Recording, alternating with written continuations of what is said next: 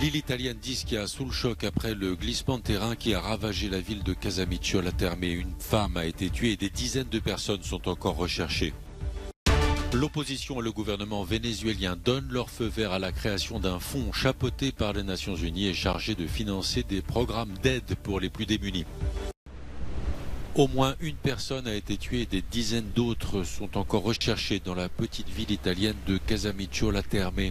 La vague de boue et de débris a été provoquée par les fortes précipitations qui se sont abattues samedi sur l'île d'Ischia au nord de Naples.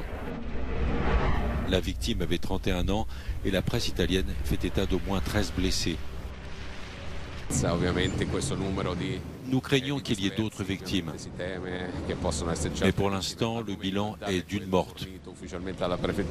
Son corps sans vie a été retrouvé par notre équipe. Pour l'instant, c'est tout.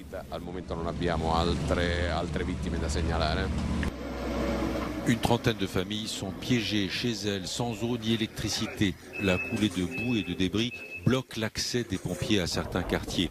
Les autorités ont appelé les habitants de l'île à rester chez eux pour ne pas gêner les opérations de secours. Les douaniers ukrainiens sont submergés et n'arrivent plus à faire face à l'arrivée des poids lourds en provenance de Roumanie. Les bombardements russes sur les infrastructures provoquent des blackouts et les coupures d'électricité ralentissent les contrôles aux frontières. D'interminables files de semi-remorques s'étirent au poste de douane avec la Roumanie. Les chauffeurs routiers attendent depuis plusieurs jours et certains, dans leur cabine, s'inquiètent de voir dangereusement baisser leurs réserves d'eau et de nourriture. Les autorités ne sont pas en mesure de dire combien de temps l'attente pourrait se prolonger. À certains postes frontières, les contrôles prennent jusqu'à 10 heures. La situation est tout aussi critique à la frontière nord de la Roumanie, en direction d'Ivano-Frankivsk et de Lviv, qu'au sud-est, en direction d'Odessa.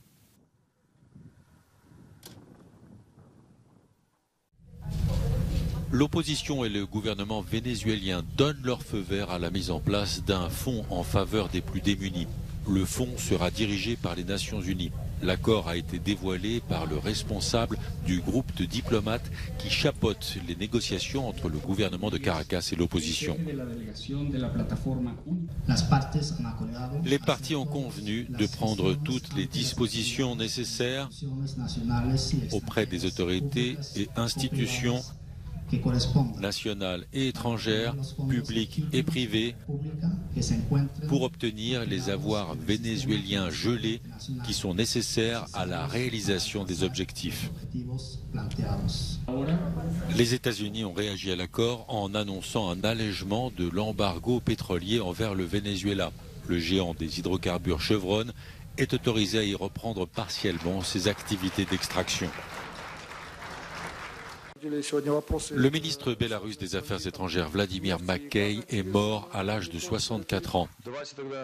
Concernant la guerre en Ukraine, Vladimir Makey a assuré que son pays était en dehors du conflit et ne faisait que respecter ses engagements en tant qu'allié de la Russie. Avant de prendre la tête de la diplomatie bélarusse, Vladimir Makey avait occupé le poste de chef de cabinet du président Alexandre Loukachenko. La France, première équipe à se qualifier pour les huitièmes de finale de la Coupe du Monde au Qatar. Les Bleus se sont imposés 2-1 face au Danemark ce samedi grâce à un doublé de Kylian Mbappé.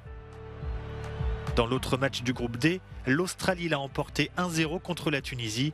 Le but de Mitchell Duke permet aux Socceroos de se relancer dans la course à la qualification avant un dernier match décisif face aux Danois.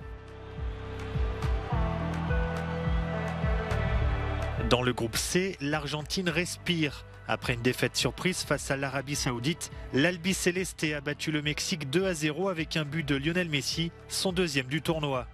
Les grands joueurs décidément décisifs ce samedi.